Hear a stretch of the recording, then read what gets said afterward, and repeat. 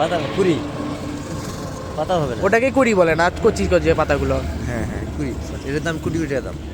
এটা শিশু গাছ এটা।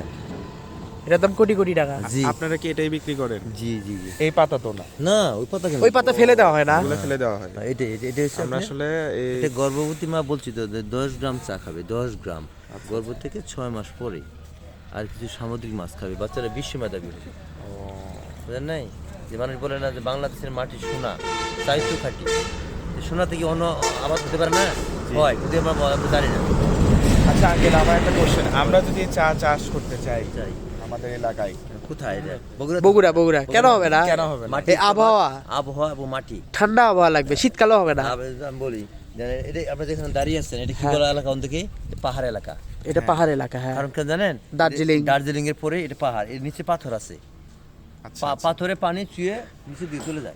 ও আচ্ছা আচ্ছা। আপনাদের বগুড়া বৃষ্টি হলে পানি লেগে গেল, হ্যাঁ ভিতরে নিচে পাথর নাই। হ্যাঁ। আর আমাদের ওখানে যত বৃষ্টি হোক পানি দিয়ে চলে যাবে। আচ্ছা ঝর্ণা, ঝর্ণা এটাকে ঝর্ণা বলে, পাহাড়ি ঝর্ণা।